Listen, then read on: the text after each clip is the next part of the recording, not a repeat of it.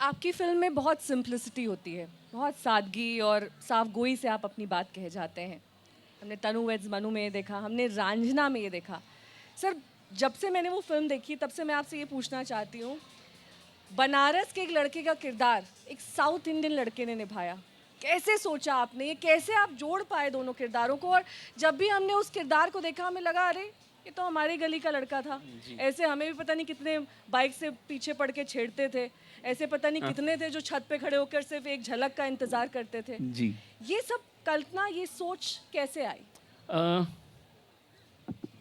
उससे पहले तनु वेड्स मनु हो चुकी थी, तो एक बहुत इंटरेस्टिंग सा वेपन मेरे पास आ चुका था, एक हथियार जिसको बोलते हैं निडरता।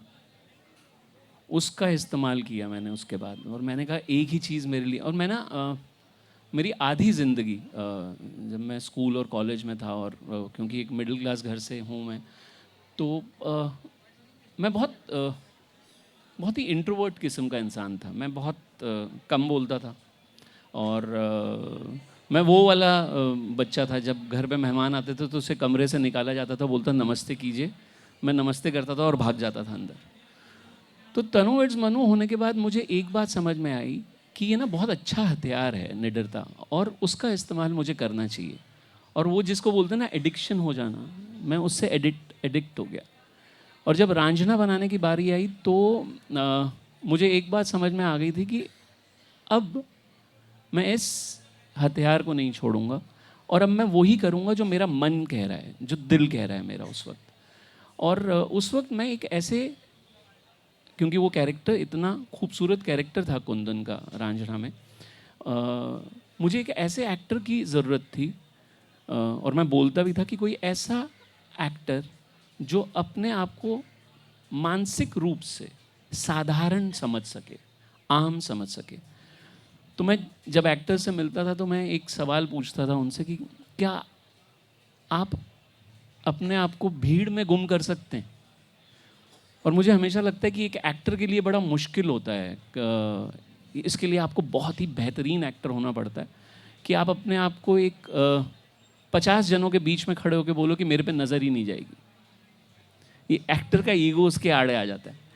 तो वो मुझे लगा कि, और इसका लेना देना कभी भी इस चीज़ से नहीं था कि वो दिखने में कैसा है।